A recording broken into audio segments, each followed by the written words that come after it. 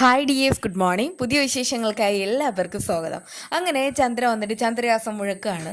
ചിന്നുവാണ് എല്ലാറ്റിനും കാരണക്കാരി എന്നുള്ള നിലയിലൊക്കെ തന്നെയാണ് അവർ പതിവ് പോലെ സംസാരിക്കുന്നത്. എൻ്റെ അച്ഛനല്ലേ, അതുകൊണ്ട് തന്നെ എൻ്റെ അച്ഛൻ ജയിലിൽ പോകാനായിട്ട് ഞാൻ കൂട്ട് നിൽക്കുമോ? ഒരിക്കലും ഇല്ല. അതുകൊണ്ട് എന്നെ പറയേണ്ട കാര്യമില്ല എന്നൊക്കെ ചിന്നു ഇങ്ങനെ അറിയിക്കുന്നു. ചന്ദ്രയ്ക്ക് ഭയങ്കര ദേഷ്യം വരികയാണ്. അതുകൊണ്ട് തന്നെ ചിന്നുവിൻ്റെ കയ്യിൽ അടിക്കുകയും ചെയ്യുന്നു. അമ്മേ, ചേച്ചി തല്ലല്ലേ എന്ന് ആര്യ പറയുന്നു. എങ്കിൽ നിനക്ക് തരാമെന്ന് പറഞ്ഞിട്ട് നന്നായിട്ട് അവൾക്കൊന്ന് കൊടുക്കാണ്. എന്നിട്ട് പറയുന്നുണ്ട്, ഞാൻ എന്തായാലും ഒന്ന് നോക്കട്ടെ എന്താ വേണ്ടതെന്ന് എനിക്കറിയാം. അങ്ങനെ ചന്ദ്ര പുറത്തേക്ക് ഇറങ്ങാണ് കേട്ടോ. എന്നിട്ട് നേരെ വിജയ് ശങ്കറിന്റെ ഫോണിലേക്ക് വിളിക്കുന്നു. അപ്പോഴേക്കും കോൾ അറ്റൻഡ് ചെയ്യുന്നത് അച്ചു ആണ്. ഹലോ വിജയേട്ട എന്നിങ്ങനെ വിളിക്കുമ്പോൾ ഞാൻ വിജയേട്ടനല്ല എന്ന് അച്ചു പറയുന്നു. ആ സമയത്ത് തന്നെ ചന്ദ്ര ഇങ്ങനെ എടുത്ത് ചോദിക്കുന്നുണ്ട്, ഈ ശബ്ദം എവിടെ കേട്ടിട്ടുണ്ട്, നീ അച്ചു അല്ലേടാ? ആ സമയത്ത് അച്ഛന് ദേഷ്യം വന്നിട്ട് കോൾ കട്ടാക്കാണ് കേട്ടോ.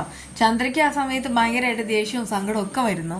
അപ്പോഴാണ് മഞ്ജു ഇങ്ങോട്ട് വിളിക്കുന്നത്. അവൾ അറിഞ്ഞ കാര്യങ്ങൾ വെച്ചിട്ട് പറയുന്നുണ്ട്, ചന്ദ്രേച്ചി വിജയേട്ടൻ ഇപ്പോഴും ഹോസ്പിറ്റലിൽ തന്നെയാണോ എന്ന്. വിജയേട്ടൻ ഹോസ്പിറ്റലിലോ? എന്തിനാ ഹോസ്പിറ്റലിൽ എന്നൊക്കെ ഇങ്ങനെ അവളിങ്ങനെ മനസ്സിൽ ചിന്തിച്ച് നിൽക്കുന്നു. പക്ഷെ അപ്പോഴേക്കും കോൾ കട്ടായി കഴിഞ്ഞിരിക്കുന്നു. അങ്ങനെ ആ ഹോസ്പിറ്റൽ ഏതാണെന്നൊക്കെ അന്വേഷിച്ചിട്ട് അവിടേക്ക് പോവാണ് കേട്ടോ. പോയ പാടെ തന്നെ ചന്ദ്ര ഓടിപ്പോയിട്ട് വിജയൻ്റെ മുമ്പിൽ കരയുകയും ചെയ്യുന്നു. ആ സമയത്ത് ഡോക്ടർ വരികയാണ്. ഡോക്ടർ പറയുന്നുണ്ട്, കുറച്ചുകൂടെ നോക്കണം, BP വേരിയേഷൻ ഉണ്ട്.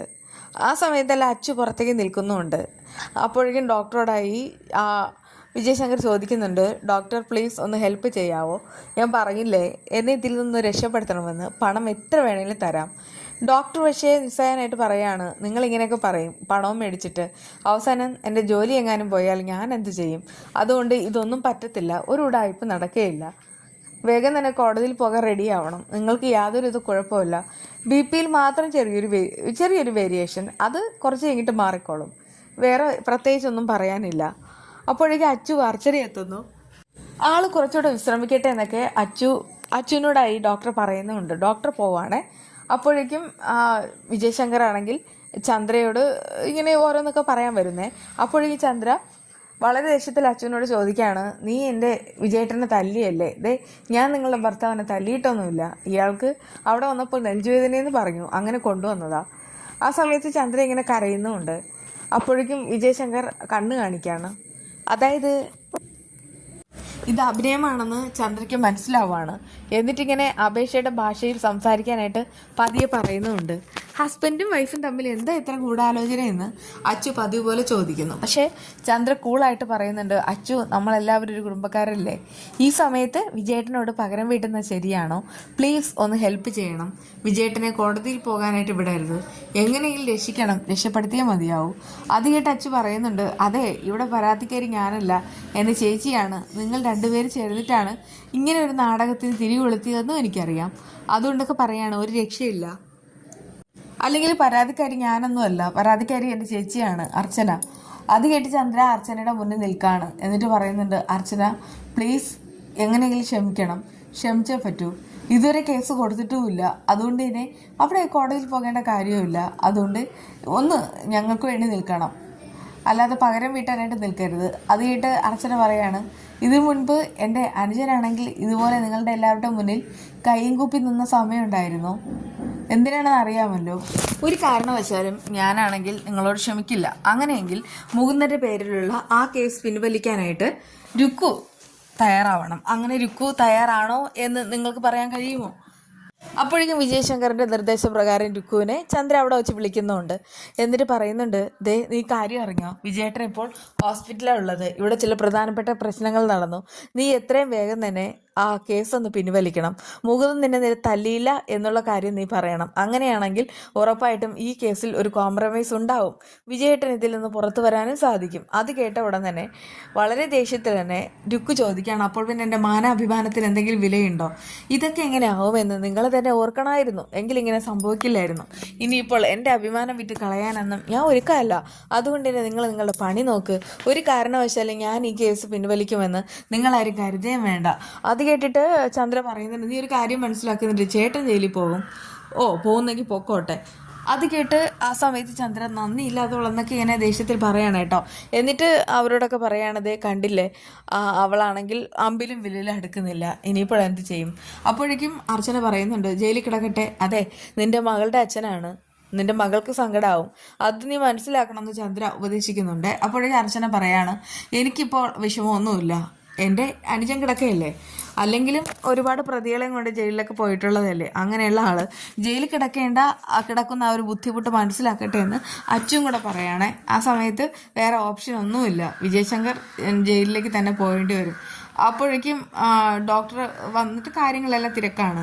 ഇപ്പോൾ വിജയശങ്കറിന് വേറെ കുഴപ്പമൊന്നുമില്ല. ഇനിയിപ്പോൾ ഈ ഒരു വേരിയേഷൻ ഉണ്ട്, അവർ BP വേരിയേഷൻ മാറിക്കഴിഞ്ഞാൽ വേറെ കുഴപ്പമൊന്നുമില്ല. അപ്പോഴേക്കും അച്ഛൻ പറയുന്നു, നാളെ രാവിലെ എന്തായാലും നിങ്ങളുടെ ഭർത്താവിനെ കോടതിയിൽ എത്തിച്ചിരിക്കും. അങ്ങനെ തൊഴുകയോടുകൂടെ നിന്നിട്ടൊന്നും യാതൊരുവിധ പ്രയോജനമില്ലാതെ ചന്ദ്രയ്ക്ക് മനസ്സിലാവാണ്.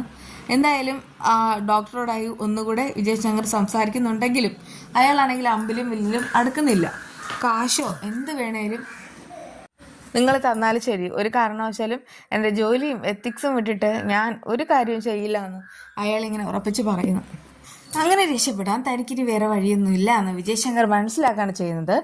അങ്ങനെ ഈ വീട്ടിലാണെങ്കിൽ പ്രശ്നങ്ങളെല്ലാം ഉണ്ടാവുമല്ലോ, അതുകൊണ്ട് തന്നെ ചിന്നു സങ്കടത്തിലിരിക്കുകയാണ്. അപ്പോഴാണ് ആര്യ അങ്ങോട്ട് വരുന്നത്, ചോദിക്കണം, എന്താ ചേച്ചിക്ക് അമ്മ തല്ലിയത് വേദനയുണ്ടോ? ഇല്ല മോളെ, നിന്നെ തല്ലിയല്ലോ ചേച്ചി, എനിക്കാണെങ്കിൽ തല്ലിയതല്ല വേദന, എന്നെ 2 വാക്ക് പറഞ്ഞില്ലേ, അതാ എനിക്ക് വേദന എടുത്ത്, ചേച്ചിക്കും അങ്ങനെയൊക്കെ തന്നെയാണെന്ന് എനിക്കറിയാം. എന്തായാലും എന്താ ചേച്ചി ഇങ്ങനെ, നമ്മളെ രണ്ടുപേരും തുല്യ ദുഃഖിതരല്ലേ മോളെ, ഞാനും അമ്മയും വന്നതുകൊണ്ടാണ് ഈ വീട്ടിൽ ഇത്രയേറെ പ്രശ്നങ്ങൾ ഉണ്ടായത്, അതുകൊണ്ട് എന്നെ കോംപ്രമൈസ് ആക്കേണ്ട ബാധ്യത ഞങ്ങൾക്ക് തന്നെയാണ്. അത് കേട്ടിട്ട് ആര്യ പറയുന്നുണ്ട്, നിങ്ങൾ ഇങ്ങനെ ഒന്നും പറയണ്ട, നിങ്ങളാണ് എപ്പോഴും പ്രശ്നക്കാർ എന്നിങ്ങനെ ചിന്തിച്ചൊരു കാലഘട്ടം എനിക്കുണ്ടായിരുന്നു. അന്ന് എൻ്റെ അമ്മ തന്നെ എന്നെ ഉപദേശിച്ചിട്ട് നിങ്ങൾക്കെതിരായിട്ട് ഓരോന്ന് പ്രവർത്തിപ്പിച്ചത്. പക്ഷെ ഇപ്പോൾ അങ്ങനെയല്ല, ഇപ്പോൾ ഞാൻ അതിനെക്കുറിച്ചൊന്നും ചിന്തിക്കുന്നതേ ഇല്ല. ചേച്ചി ആൻറ്റി ഇവിടെ വന്നാലും എനിക്ക് കുഴപ്പമൊന്നുമില്ല മോളെ, നമുക്ക് ഈ പ്രശ്നം സോൾവ് ആക്കണം എന്നൊക്കെ പറഞ്ഞിട്ട് ചിന്നു അവളെ കെട്ടിപ്പിടിച്ച് അങ്ങനെ നിൽക്കുകയാണ് കേട്ടോ.